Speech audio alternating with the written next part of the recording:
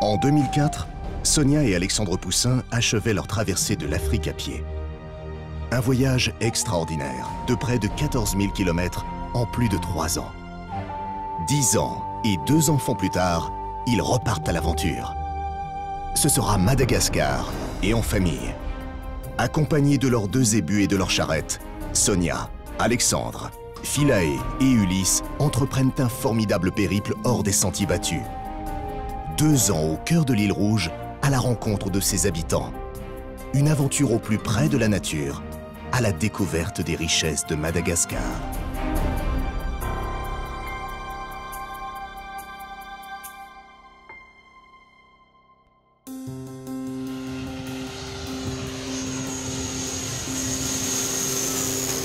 Après 2 ans de préparatifs, nous arrivons enfin à Madagascar, plus précisément sur l'île de Sainte-Marie.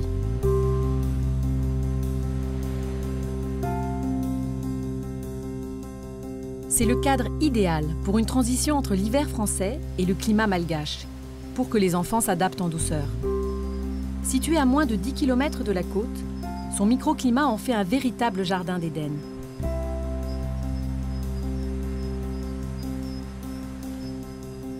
Au XVIIIe siècle, plus de 1000 pirates vivaient sur l'île, transformés en camp de base pour les attaques sur les navires marchands sillonnant l'océan Indien. De cette époque, elle a gardé un surnom, l'île aux Forbans. Des mots qui résonnent dans l'imaginaire d'Ulysse et Philae. Ce voyage, c'est avant tout pour eux que nous le faisons, pour leur faire partager ce que nous avons vécu pendant notre traversée de l'Afrique à pied.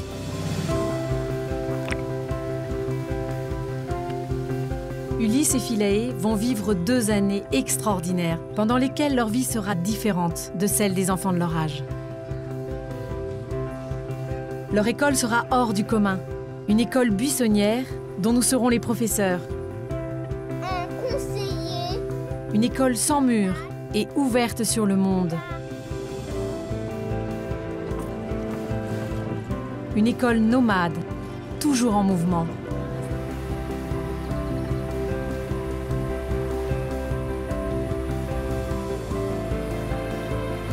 Nous espérons que ce voyage leur ouvrira les yeux sur la beauté du monde et qu'ils sortiront grandis des nombreuses rencontres qui les attendent.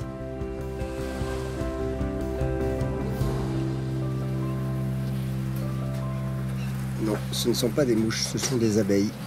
Et Ulysse reste zen.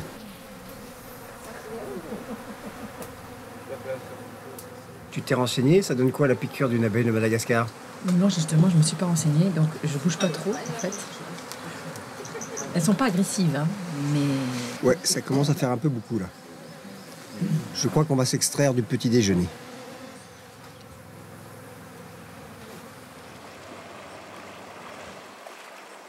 Avec Ulysse, le matin, on part explorer la marée basse.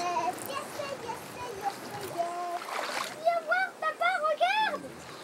Bah alors, Ulysse, c'est quoi cette espèce de pieuvre? C'est pas des pieuvres, c'est de la famille des étoiles de mer, ça s'appelle des ophiures. Mais il y en a une qui vient de se cacher. Je me demande où est le cerveau là-dedans.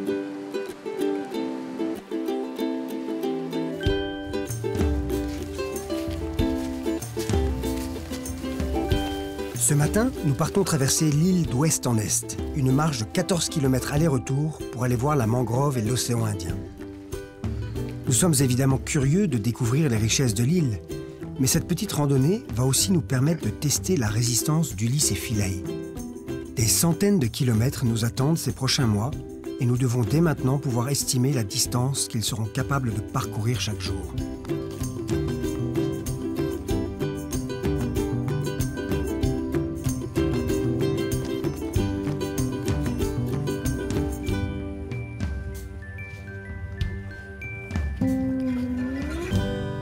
Alors Ulysse, tes premiers kilomètres à Madagascar? Comment c'est? Bien. Pas trop dur? Non. C'est quoi tes premières sensations? Qu'il faisait trop chaud. Il fait chaud. Et toi Philae, qu'est-ce que tu en penses de ces premiers kilomètres? Moi je me sens bien. C'est une vraie marcheuse, hein. C'est une petite scout. Elle part au devant et elle a un petit éclaireur. Elle est tout le temps en avance. Alors, elle tient de son papa, à mon avis. Le côté, quand ça grimpe, c'est pareil que quand c'est à plat, quoi.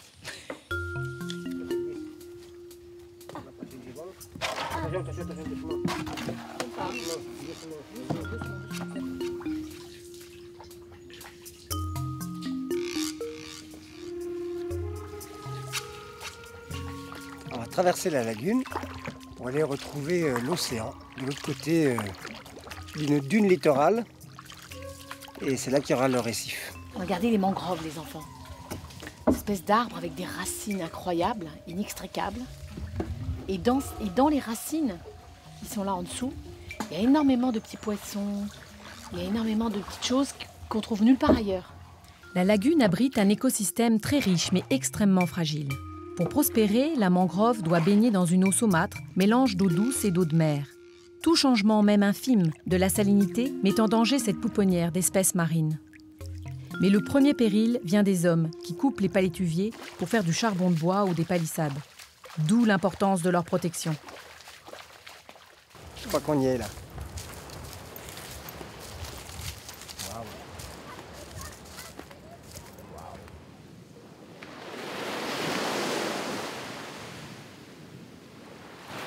Les 7 premiers kilomètres nous ont donné un peu de fil à retordre. Mais à la clé, il y a cette plage paradisiaque. Ulysse et Philae sont impatients de tester leur nouveau masque à la découverte des poissons du lagon.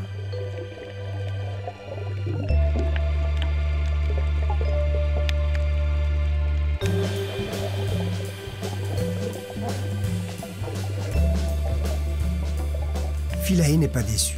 Platax spinatus, rascasse volante, balai de caramboles et de poissons clowns, sans oublier bien sûr le repère de la murène.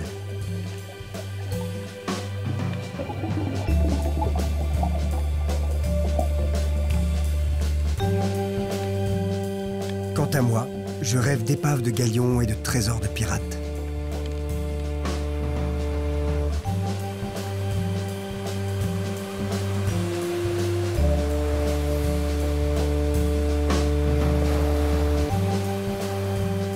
Nous savourons le calme de notre dernier coucher de soleil à Sainte-Marie. Demain, nous quittons ce coin de paradis pour des aventures un peu plus urbaines.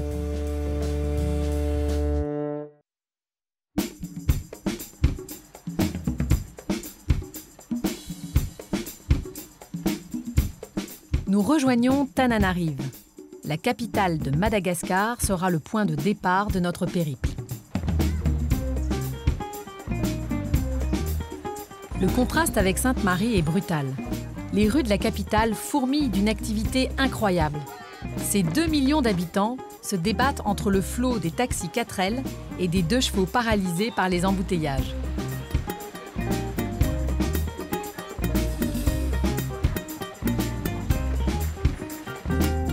Tana, la ville aux 1000 collines, s'étend à perte de vue. Nous sillonnons les différents quartiers de la ville à bord d'une vieille Peugeot 403, à la recherche des pièces pour fabriquer notre charrette à zébu. Nous avons appris que celles des hauts plateaux sont trop lourdes pour faire le tour de l'île. Il nous faut donc en fabriquer une plus légère. Pendant ce temps, les enfants ont trouvé une place à l'école française de Tana. Alors Alex? Ah, me déconcentre pas là. Faut pas que je me gourde de carrefour.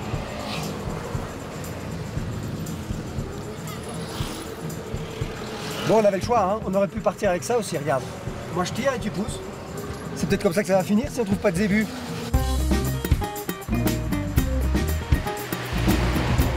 Avec Alex, nous nous rendons finalement à une 50aine de kilomètres de Tana, à Arivonimam, où, paraît-il, on peut trouver un menuisier qui confectionne encore des charrettes traditionnelles.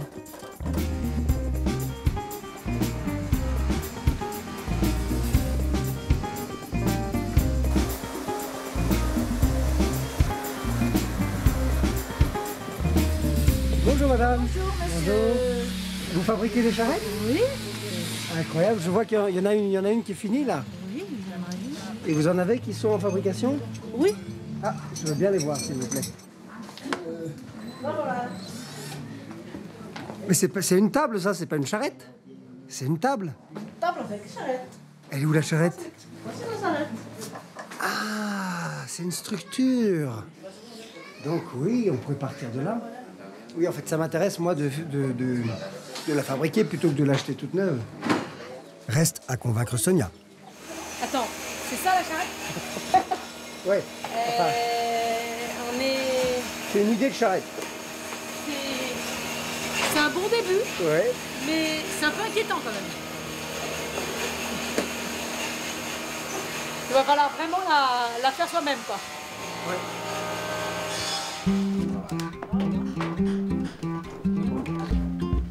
Allez, même vite, c'est bon, hein.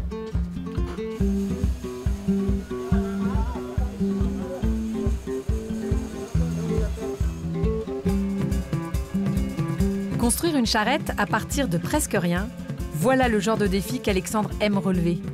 Mais la tâche n'est pas aisée. Bon, je commence par où, là?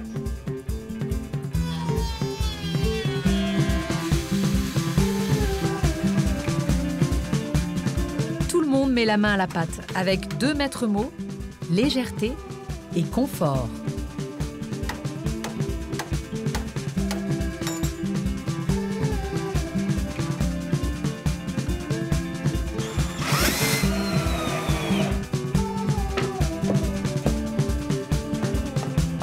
Tout en respectant précisément les mensurations d'une charrette des hauts plateaux, Alexandre va réduire de moitié l'épaisseur de tous les bois pour l'alléger et lui ajouter des lames de suspension pour nous éviter des bleus aux fesses.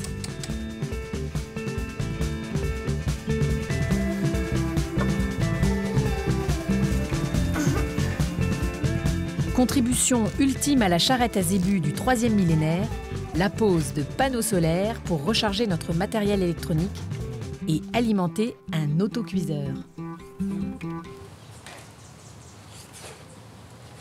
C'est parfait. La cuisson est parfaite. Ben voilà, dans la brousse, on n'aura pas besoin d'utiliser du charbon, pas besoin d'utiliser de pétrole, pas besoin d'utiliser de carburant, pas besoin d'utiliser de carbone. On utilisera le soleil pour se faire le riz.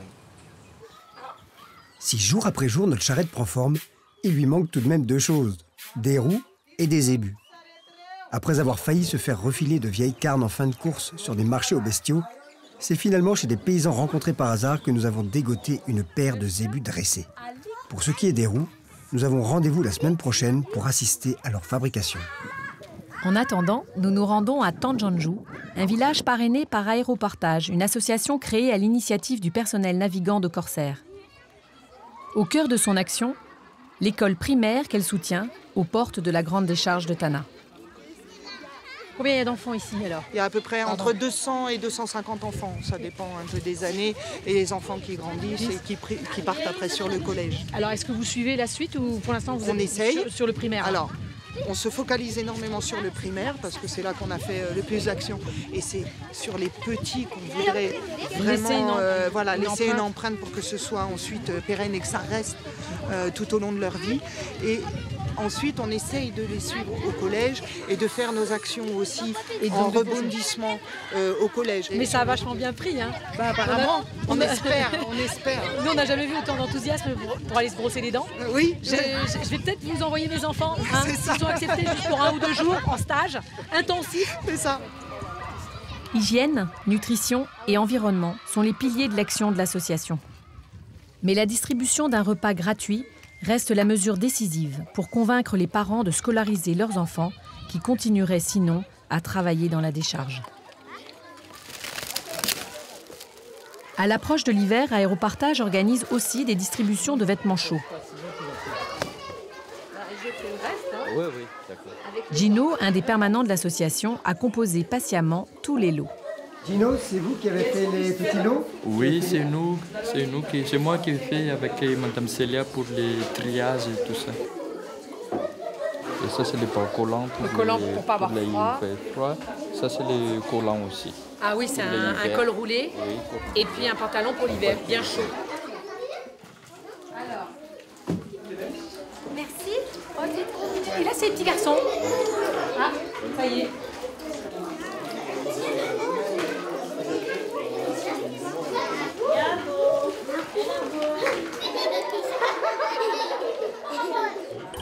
Cette initiative simple et concrète reste encore trop isolée et son impact peut sembler dérisoire face à l'immensité de la tâche.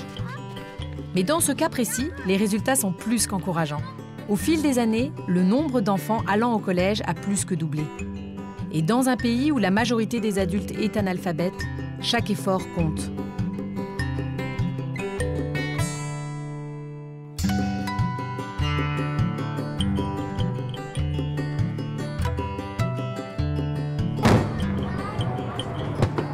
Ce soir, le 26 juin, les Malgaches fêtent leur indépendance acquise en 1960.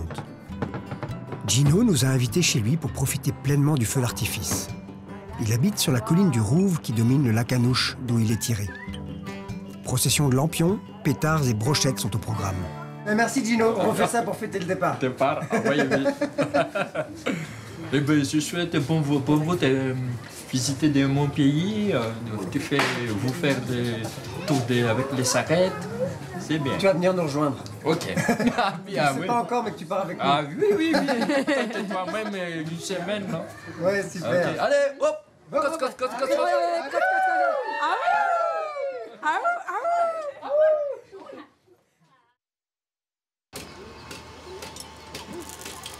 Nous sommes de retour à Arrivonimam, où Monsieur Rassoulou est enfin disponible pour cercler nos roues de charrette. Alors voilà le four qui a été préparé avec des briques réfractaires tout autour des cercles de fer.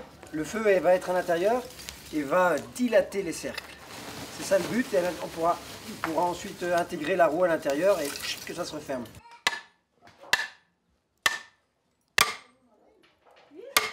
Monsieur Rassoulou a un emploi du temps chargé, car en plus de son travail de menuisier, il est aussi circonciseur. Il fait à peu près 200 circoncisions par an. L'année dernière, c'était 180, mais il espère battre son record cette année. Tu m'étonnes qu'il ait le geste sûr. Ah, il vaut mieux être précis. Hein.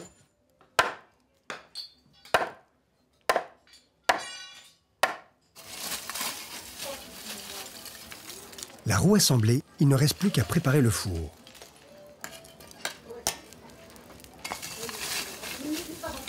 Mais les méthodes locales inquiètent un peu Sonia. Oui, je sais que c'est pas très élégant de dire que c'est hyper craignos, mais quand même, dû faire un immense feu dans une menuiserie où il y a de la sueur partout, je sais pas si les conditions de sécurité sont totalement remplies.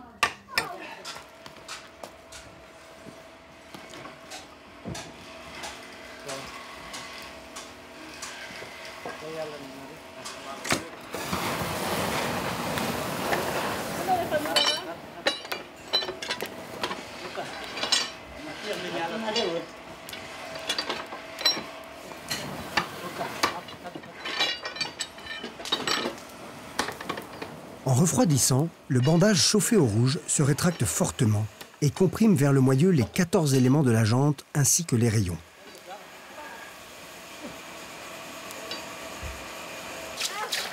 Cette opération donne à la roue une solidité à toute épreuve. Bravo, Arabaina.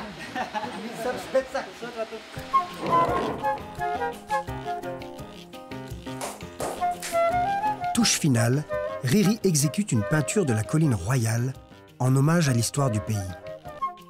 À chacune de nos grandes étapes, un artiste ornera notre charrette d'une scène locale.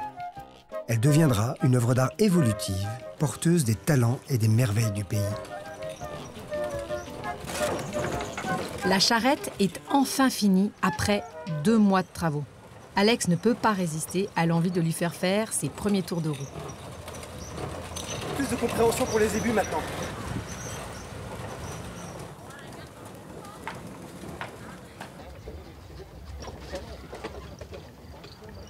Après de nombreuses péripéties et des négociations interminables, nous avons enfin trouvé nos 2 ébus à une vingtaine de kilomètres à l'ouest de la capitale, en pleine campagne. Alors on est de retour à Katsouk. Aujourd'hui c'est opération transhumance. On va déplacer les ébus pour les mettre à Ambatoumi-Ravav, là où ils vont être bien nourris et ils vont attendre le grand départ.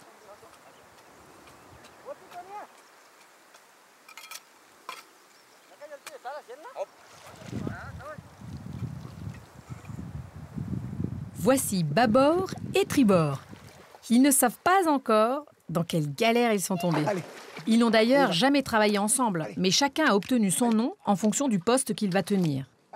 En effet, chaque zébu est dressé pour tenir le côté gauche ou le côté droit d'un attelage. Et ils ne sont pas interchangeables. Notre premier critère de sélection a été la douceur. Nous ne voulons pas prendre le moindre risque d'encornement. Ce que nous allons peut-être perdre en puissance, nous allons le gagner en sécurité. Quand même pas à moi de pousser les zébus dans la remontée, non? Et voici nos deux bouviers. Michel, à gauche, est l'ancien propriétaire de Tribord. À droite, Touve a fait office de traducteur pour les transactions. Il est diplômé d'anthropologie, mais il n'a jamais conduit de zébu.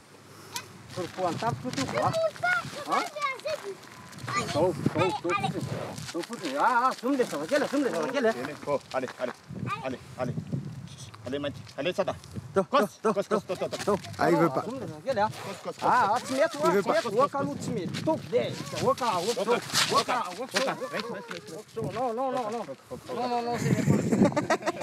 Bon, c'était une expérience qu'on réitérera la prochaine fois. T'inquiète pas, il va s'y habituer.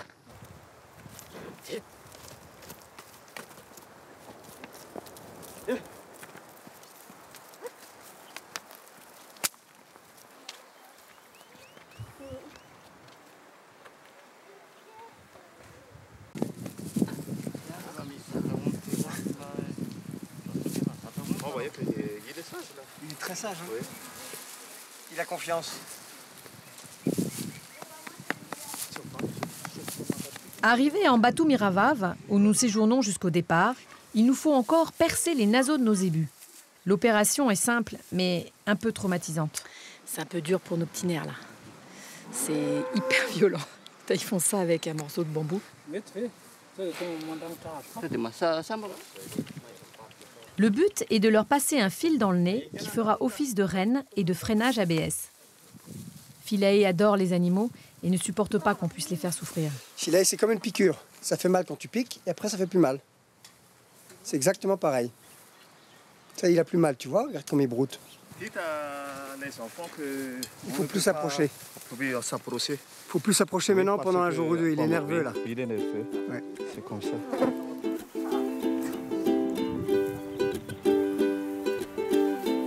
Nos zébus ne vont pas manquer de soins.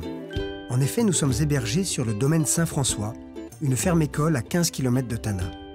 Elle accueille une quarantaine de familles issues des bidonvilles de la capitale. Pendant 3 ans, ils sont formés au métier de l'agriculture. Ils sont nourris, logés, leurs enfants sont scolarisés. Tout est fait pour qu'ils puissent prendre un nouveau départ.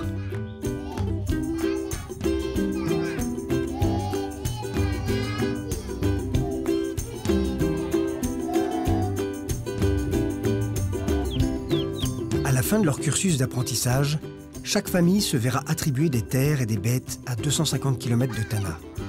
Et ce sera le départ d'une nouvelle vie.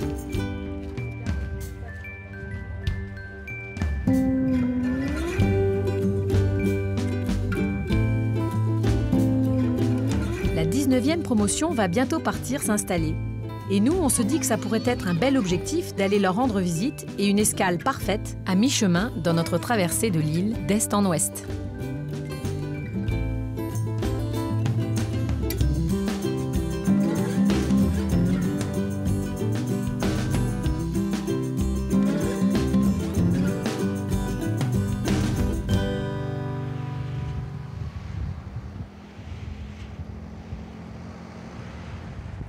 Avant notre départ, je me rends une dernière fois à Tana avec Jean-Baptiste. Depuis 10 ans, il s'occupe du recrutement des familles du programme de l'ASA, l'association qui gère la ferme-école. Il m'invite à l'accompagner à la rencontre des candidats potentiels de la prochaine promotion. Madagascar est un des pays les plus pauvres du monde et aujourd'hui, pas besoin de statistiques pour s'en rendre compte.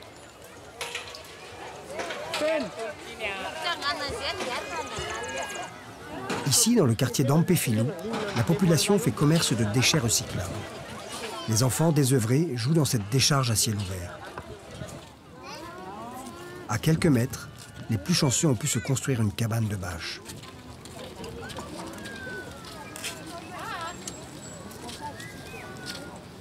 Voilà son feuille de raïr et de... Comment ça s'appelle? Claudine et Raer. Combien ils ont d'enfants? 3 ou 4. 4 enfants. Alors pourquoi est-ce que Claudine a envie de quitter ici?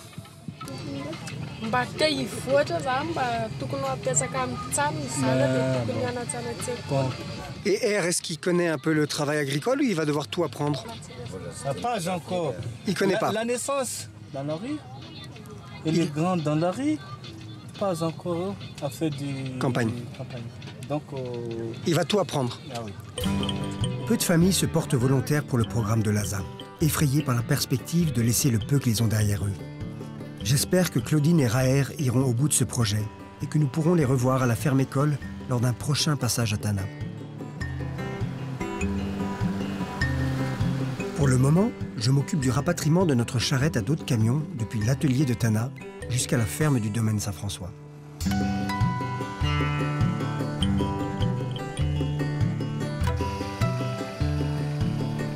Le moins qu'on puisse dire, c'est qu'elle ne passe pas inaperçue. Sarabé, Sarati, hein? Sarabé.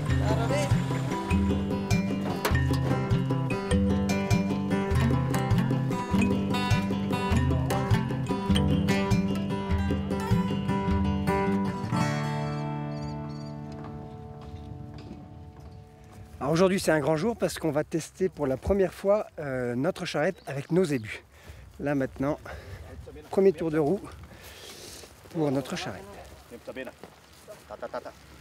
On lui fait faire un tour encore. Mets là. Tourne. Voilà.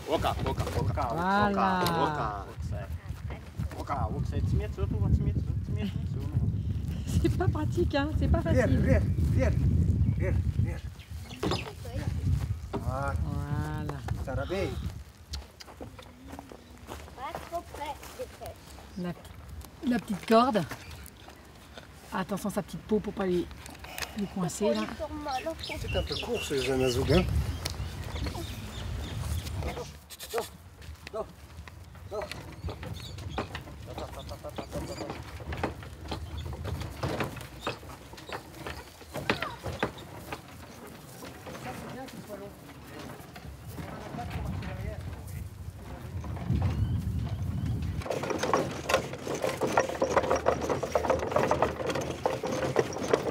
Vas-y, tombe dans la selle.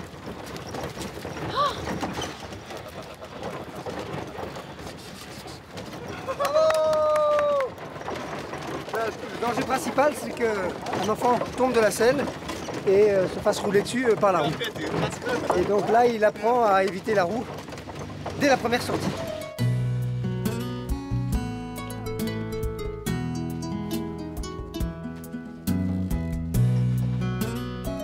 Après 3 mois d'attente, nous avons tous des fourmis dans les jambes.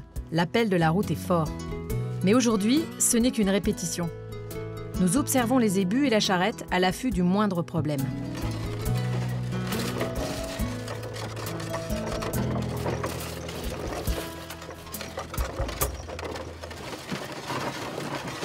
Je regarde les différents réglages que je vais devoir effectuer. Je recule un peu le patin de frein. Je suis un petit peu inquiet de la flexibilité des lames de suspension parce que la charrette est à vide là pour l'instant. J'ai peur qu'en pleine charge, elle ne s'écrase encore plus. Il ne croyait pas si bien dire. Alex a dû rajouter une lame ressort de chaque côté pour supporter la charge.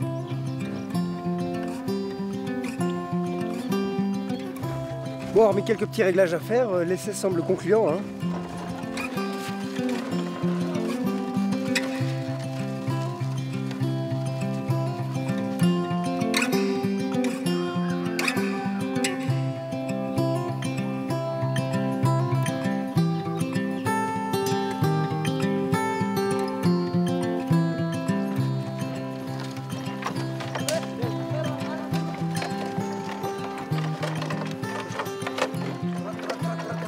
L'entraînement a été tout à fait concluant. Là, ça a été 2 heures aller, 2 heures retour. On a fait à peu près 12 km en 4 heures. C'est bien, c'est un bon rythme. Alors maintenant, il y a à savoir s'ils vont pouvoir tenir le même rythme à la charrette pleine. Il se trouve que là, les freins opéraient un certain frottement. Woka, woka. Woka, woka. Woka, woka, woka.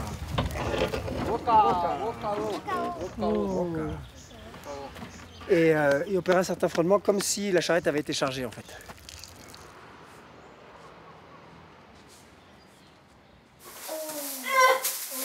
Comment ils font pour prendre ça chaque jour? Non, regardez, imaginez quand même de faire ça.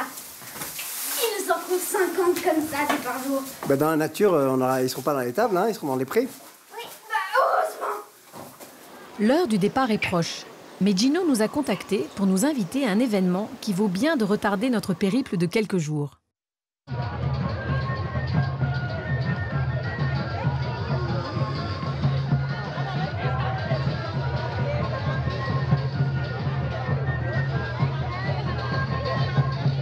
Nous sommes invités à Antani Foods pour participer à une fête traditionnelle à la fois rare et intime, un Famadian, une cérémonie de retournement des morts. Ne sachant pas à quoi nous attendre, nous avons décidé de ne pas emmener Ulysse et Philae.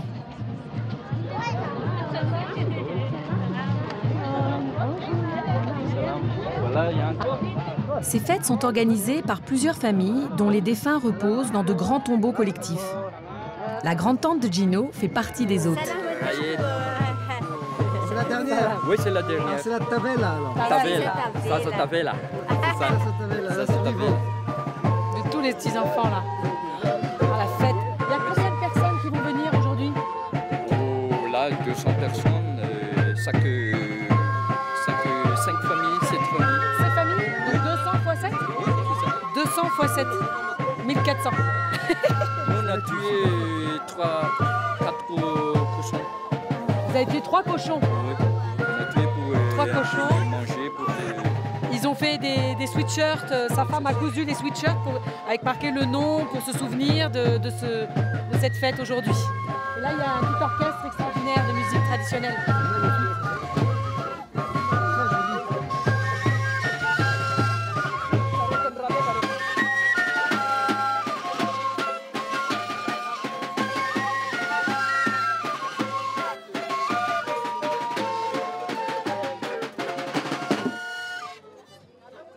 Rahandray fitenenana satria na dia maranitra azy tahaka ny fatsin'ampola dia anapalady ialana tsy ny anko satria ny tsindry mipetraka atao mailalana na mitsidika atao mandro dia makasitraka makatelona tompoko la sotra tompoko sotra betsaka.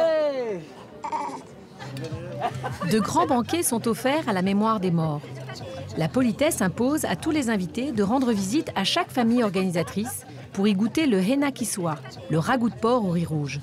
Puisqu'on y mange ici, on prend tout avec eux. C'est le concept du doggy bag. Voilà. Donc ils prennent tous, ils ont tous, alors il y en a qui ont des sacs, d'autres qui ont des seaux, et ils mettent ça dans des seaux, et ils ramènent à la maison pour le manger à la maison, après être, parce que là, parce qu'en fait ils vont manger 6 fois, donc ils vont pas pouvoir avaler tout ça. Oui. Donc comme il faut le prendre, ils le prennent et ils le mangeront chez eux. Voilà.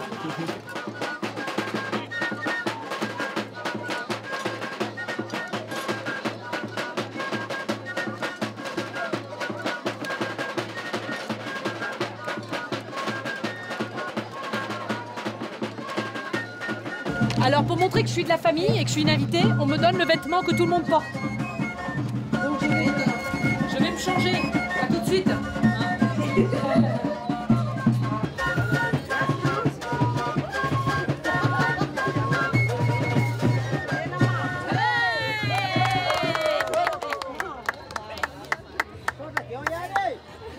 On est rythme d'enfer. Sarabé. Arabaina. Ah, c'est ton nouvel uniforme Famadian. Ouais. Moi, je trouve ça un peu sexy pour un Famadian. Bah, il faut ce qu'il faut, hein. Pour réveiller les morts. Pour réveiller les morts. C'est bientôt, hein. Ça veut dire que je suis accueillie dans la famille.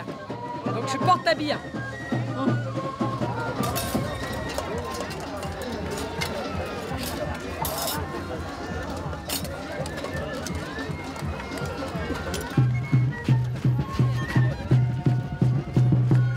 Les repas terminés, de grandes processions se forment au départ de toutes les tablées et convergent vers le tombeau collectif des défunts qui ont été choisis pour le retournement de cette année.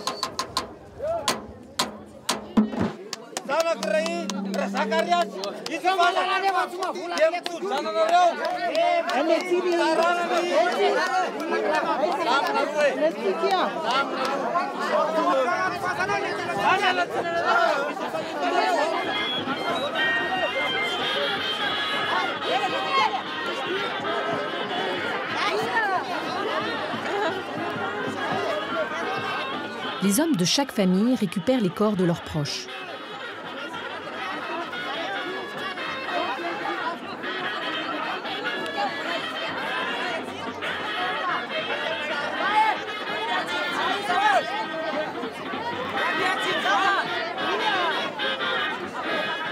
Ils doivent alors fendre la foule pour les déposer à l'écart du tumulte.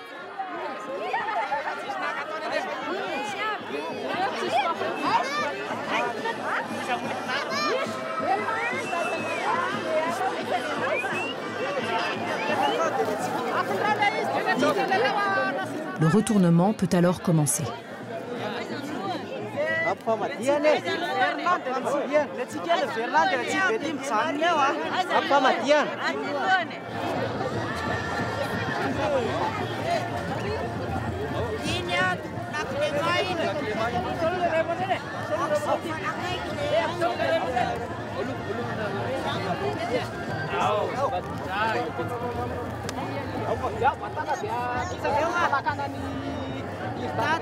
L'émotion est forte. Parents, époux, cousins, sœurs, fils, tous sont sortis de leur caveau, ravivant les souvenirs douloureux de leur disparition.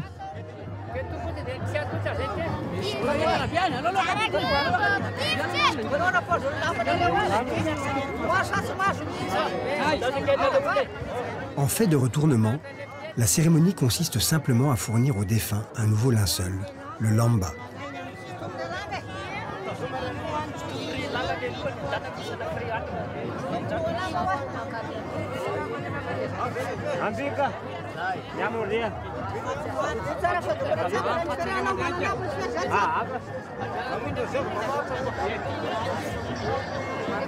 Le processus est très codifié. Chaque nœud, chaque geste a sa signification et doit être exécuté selon les rites ancestraux.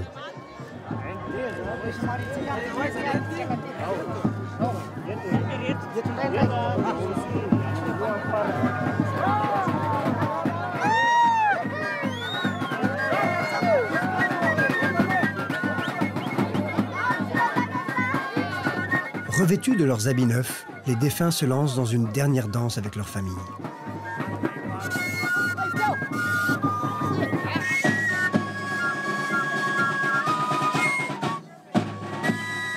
En fin de journée, ils retrouvent le calme de leur tombeau jusqu'au prochain Famadian, où ils seront peut-être à nouveau retournés.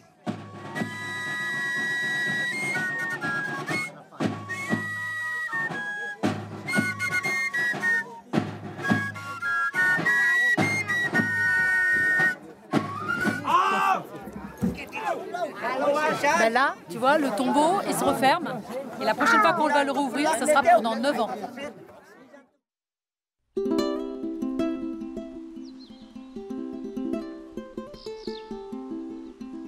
Ça y est, c'est le grand départ. Nous quittons Ambato-Miravav avec comme premier objectif Ampasiputs et ses anciens habitants des bidonvilles devenus fermiers. 250 km de marche à travers les hauts plateaux de l'Ouest en passant par le lac Itache.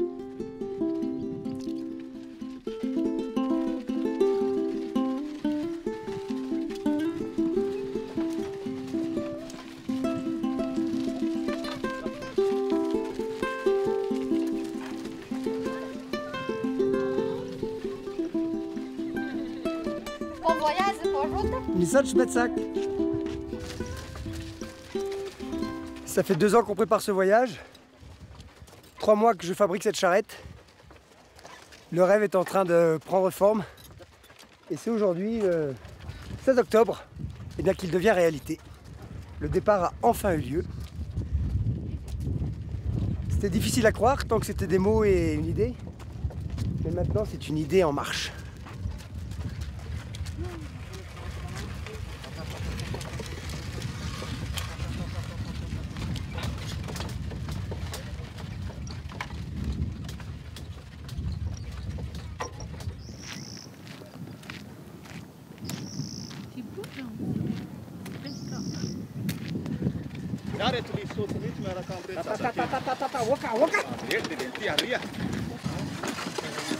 Alors les enfants, est-ce que vous êtes contents d'être enfin partis? Ah oui. C'était long d'attendre? Ah, trop. Ça fait 10 ans que vous dites qu'on part et puis c'est enfin arrivé. Depuis que t'es né en fait? Oui, c'est ça. La pauvre chérie. Ça t'es bien là-haut? Oui. Pas trop soif, pas trop faim, pas trop chaud? Tout va bien? Oui.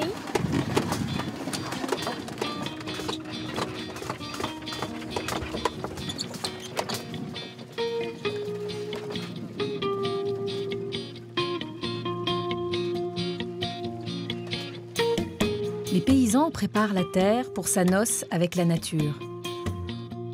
Nous marchons au milieu des rizières qui attendent désespérément les premières ondées de la saison des pluies.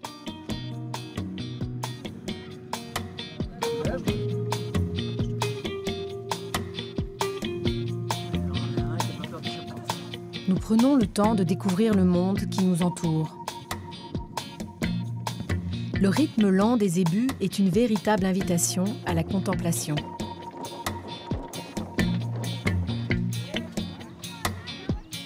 Alors j'ai l'impression qu'on va traverser ce pays dans la stupéfaction permanente. Manaona, salamatar. Aïe. C'est vrai qu'ici la charrette est un outil de travail, alors que la nôtre est un outil de voyage.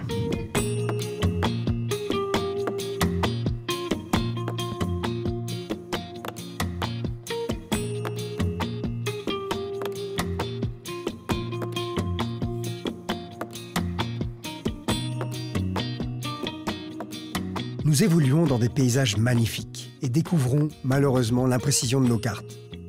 Nous lâchons prise et avançons toujours plus à l'ouest, au gré des chemins qui s'offrent à nous. Nous nous laissons gagner par l'ivresse des grands espaces. Cette liberté, nous la devons aux efforts de nos 2 bouviers, Touve et Michel, qui s'occupent de conduire la charrette. Je me rends compte qu'avoir Touve et Michel avec nous, pour l'instant, c'est vraiment du luxe. Là, on peut profiter de la campagne. Quand il faudra faire ça soi-même, ça va être du sport. Bon, je suis entraîné, hein. Je sais le faire. Ça fait 2 mois que je m'entraîne. Mais là, sans eux, on irait plus lentement. On prendra confiance. De toute façon, un oiseau ne peut pas apprendre à voler sans se lancer dans le vide. Hein.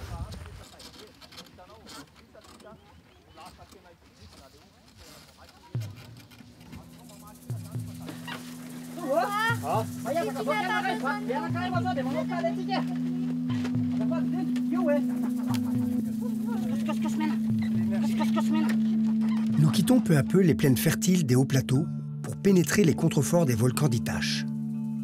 Nous affrontons nos premières difficultés. Les premiers dénivelés nous obligent à pousser pour aider les ébus. Chaque montée est une épreuve physique. Une colline en cache une autre. il n'y a plus un instant de plat. C'est l'éternel recommencement.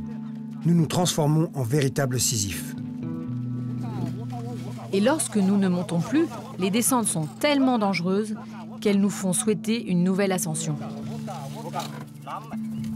Bon, t'as vu ce qu'il va falloir faire quand on sera tous les deux? Ah non, moi ça me fait... Là, il faut de les retenir, savoir les manipuler. Là, il faut que je serre encore un petit peu le frein. Je vais avoir des freins totalement opérationnels. Là, ils ne le sont pas à 100%.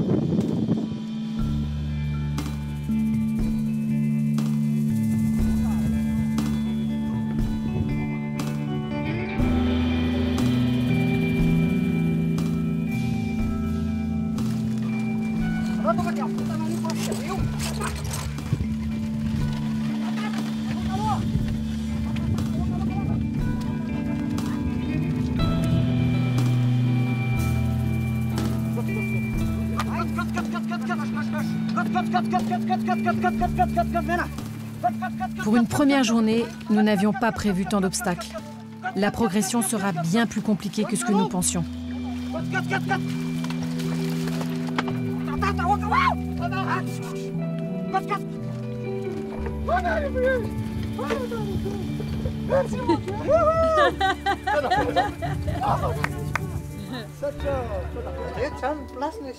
Heureusement, nous sommes accueillis dans un petit village pour une halte salvatrice.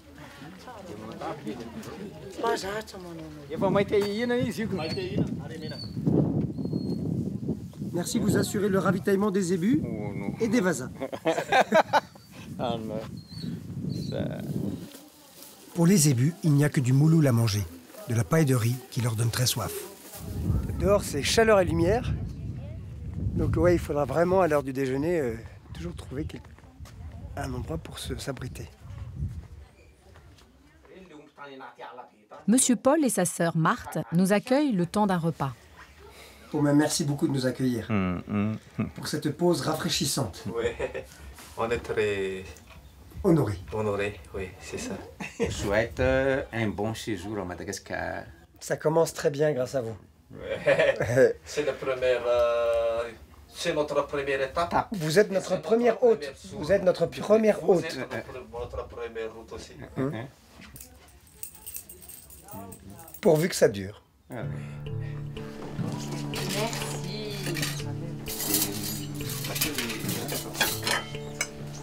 Merci beaucoup. Tu t'appelles comment? Filet. Filet. Filet, c'est pas facile, c'est un nom grec. Pour remercier nos hôtes, nous leur offrons de recharger leur téléphone grâce à nos panneaux solaires. Ici, il n'y a pas de courant, mais toutes les familles ont un portable. Paul a aussi un truc pour nous recharger. Il me fait de la digitoponcture. Alors, il m'a appris en appuyant ici, ça délaçait Alors tout rigole. Il souffre bien. Le but, c'est de libérer l'énergie, délasser. Oui. Ça, on appelle ça point de longévité. Point de longévité. Oui, si on fait ça, on va vivre longtemps. Oui. Ah oui, ça réveille. C'est le point de la longévité. Donc ça fait mal alors. Ça fait Non, mal, mais ça fait mal Ah après. oui, ça fait très mal. Si, ça fait très mal. Hein. C'est une douleur contrôlable. Hein. Parce qu'on sait que ça dure pas, quoi. Parce que si c'est moi, il vaut mieux pas me filmer. Hein.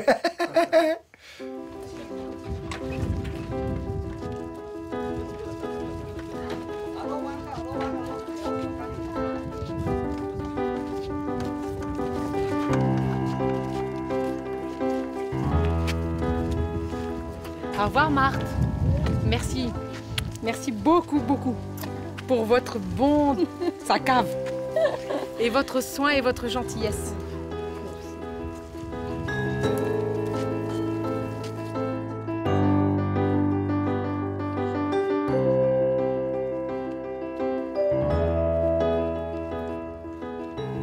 Au revoir, Monsieur Paul. Au revoir, Monsieur Paul. Merci. Nous reprenons notre route en ayant fait le plein de chaleur humaine. C'est l'heure de nos premiers au revoir. Ils ont la douceur d'une promesse.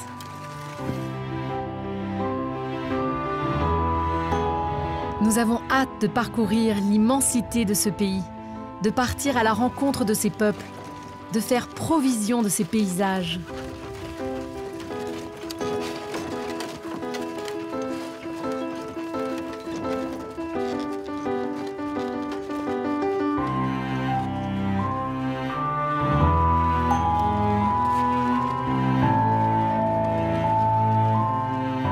Notre rêve est en marche.